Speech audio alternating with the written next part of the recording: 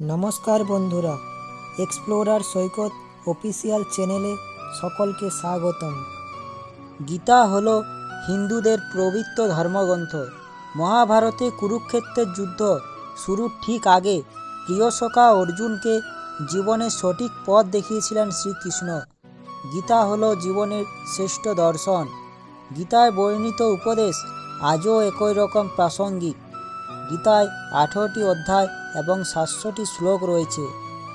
গীতায় শ্রীকৃষ্ণ বলেছেন, জীবনে সাফল্য লাভ সুখ পাওয়ার চাবিকাঠি নয়, বরং সুখেই হলো সাফল্য লাভ করার উপায়। আপনি যদি মন থেকে সুখী হন, তাহলে আপনি সফল ব্যক্তি। আপনি যে কাজেই করুন না কেন, সেই কাজে সুখী হলেই আপনি সফল। শ্রীকৃষ্ণ বলেছেন, যে ব্যক্তি জীবনে কখনো ব্যর্থ হয়নি, সেই ব্যক্তির পক্ষে সফল হওয়া সম্ভব নয়। কারণ ব্যর্থতা আমাদের এক মহামূল্যবান শিক্ষা দেয়।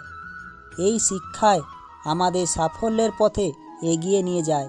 তাই কোনো কাজে কখনো ব্যর্থ হলে ভেঙে পড়বেন না। আপনি একবার ব্যর্থ হবেন, বারবার ব্যর্থ হবেন, তারপর একদিন আপনি সফল হওয়ার রাস্তা ঠিক খুঁজে পাবেন। জীবনে কষ্ট পেতে পেতেই আমাদের চরিত্র গঠন হয়। তাই ব্যর্থতা আসলে তার থেকে পালাবেন না, তার মোকাবিলা করুন। শ্রীকৃষ্ণ বলেছেন, কোনো কাজে সাফল্য না পেলেও হতাশ হওয়া ঠিক নয়। কারণ ব্যর্থতা আমাদের সামনে শিক্ষার নতুন দরজা খুলে দেয়। জয় পেয়ে যেমন আনন্দ লাভ করা যায়, তেমনি পরাজয় আমাদের শিক্ষা দান করে। তাই যারা কর্মের প্রতি কম মনোযোগ দিয়ে তার ফলের দিকে বেশি মনোযোগ দেন, তারা অসুখী ও অশান্ত হন। গীতায় শ্রীকৃষ্ণ বলেছেন, অতীত, বর্তমান, ভবিষ্যৎ এই 3 কাল নিয়ে বিশেষ ভাবনা চিন্তা করার প্রয়োজন নেই। কারণ অতীতের কথা ভেবে কষ্ট পেয়ে লাভ নেই, আবার ভবিষ্যতের কথা ভেবে চিন্তা করেও লাভ নেই। বর্তমানে যা ঘটছে তা যেন ভালোর জন্য হয়, তার প্রচেষ্টা চালিয়ে যাওয়া উচিত। শ্রীকৃষ্ণ বলেছেন, খারাপ সময় এলে কখনো ভেঙে পড়বেন না। সব সময় ভাবুন, যা ঘটছে তা ভালোর জন্যই ঘটছে। সে কথা মনে রাখা দরকার। মনে রাখবেন, খারাপ সময়ের কালো মেঘ কেটে আশার আলো একদিন ঠিক দেখা যাবে। তাই হতাশ কখনো হবেন না। গীতায় বলা আছে, এই জগতে যা কিছু আছে তা সব কিছুই পরিবর্তনশীল। সময়ের সঙ্গে সঙ্গে মানুষও বদলে যায়, সমাজেরও উন্নতি হয়। আসল কথা হলো, পরিবর্তনশীলতাই একমাত্র ধ্রুব সত্য। অন্যদিকে প্রতিটি জড় ও জীবের নির্দিষ্ট জীবনচক্র থাকে, তা কোনো কিছুই স্থায়ী নয়। এটাও একটি জীবনের মূল সত্য। কথায় আছে, বিশ্বাসে মিলায় বস্তু, তর্কে বহুদূর।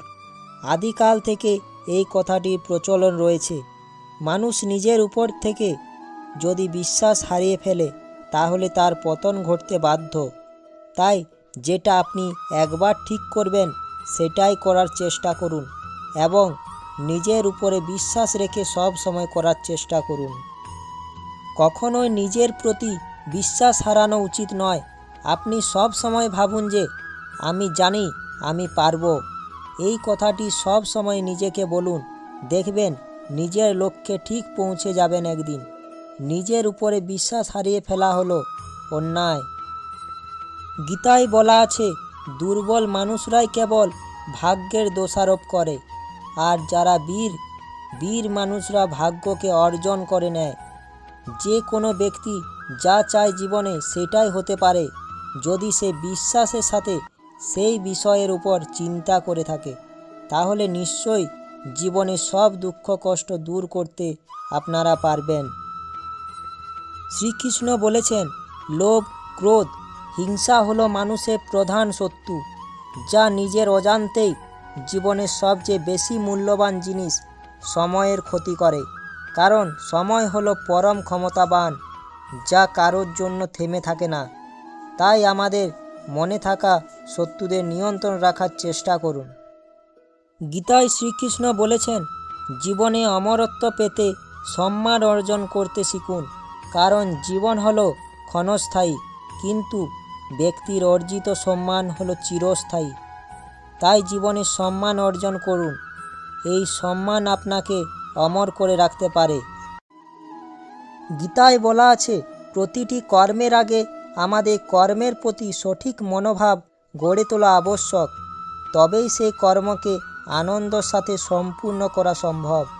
তাই কর্মের প্রতি সঠিক মনোভাব না থাকলে সমস্ত কাজ অসম্পূর্ণই থেকে যায়।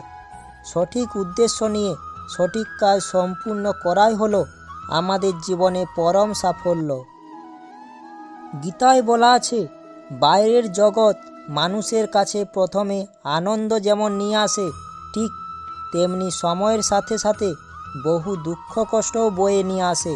কারণ বাইরের সম্পত্তি পাওয়ার চেয়ে তা হারিয়ে ফেলার ভয় ও উদ্বেগ মানুষের মধ্যে বহু গুণ বেশি থাকে। এরপর গীতায় শ্রীকৃষ্ণ বলেছেন, জীবনে কখনো হাল ছাড়বেন না। সাফল্য হলো উত্থান পতনে ভরা একটি যাত্রা। ব্যর্থতাকে শেখার সুযোগ হিসাবে গ্রহণ করুন এবং আপনার লক্ষ্যের দিকে এগিয়ে যেতে থাকুন। আপনি জীবনে উন্নতি লাভ করতে অবশ্যই পারবেন। শ্রীকৃষ্ণ বলেছেন যে, প্রজ্বলিত অগ্নি যেমন জ্বালানি কাঠকে ছাইতে পরিণত করে, ঠিক একইভাবে আমাদের জ্ঞান আলো আমাদের মনের মধ্যে থাকা আত্ম অহংকারকে ছাইতে পরিণত করে। গীতায় শ্রীকৃষ্ণ বলেছেন, মানুষের মনের উপর পূর্ণ নিয়ন্ত্রণ থাকলে সেই পরিস্থিতিতে মনকে বলা হয় আমাদের পরম বন্ধু। ঠিক এইভাবে মনের উপর যদি নিয়ন্ত্রণ না থাকে, তবে সেই পরিস্থিতিতে মন হয়ে ওঠে আমাদের পরম শত্রু। তাই আপনার মনের উপর পূর্ণ নিয়ন্ত্রণ থাকা খুবই প্রয়োজন। গীতায় শ্রীকৃষ্ণ বলেছেন, সততার সাথে কর্ম করতে জীবনে বহু বাধার সম্মুখীন হতে হবে। ধৈর্য থাকলে অবশেষে গর্বের সাথে জয় তোমারই হবে। জীবনে যত বাধা আসুক না কেন, তার সম্মুখীন হওয়ার চেষ্টা করুন। দেখবেন একদিন সমস্ত বাধা শেষ হয়ে নতুন সূর্য দেখতে পাবেন। গীতায় শ্রীকৃষ্ণ বলেছেন যে, প্রেমেই হলো জীবনের আসল সত্য।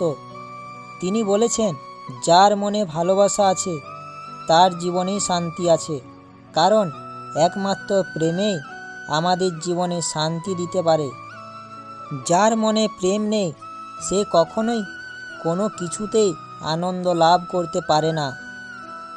গীতায় বলা আছে যে, আমাদের ইন্দ্রিয়ের উপরে আছে আমাদের বুদ্ধি, আর আমাদের বুদ্ধির উপরে আছে আমাদের মন, এবং আমাদের মনের উপরে আছে আমাদের চেতনা, আর এই চেতনাই হলো আমাদের আত্মা।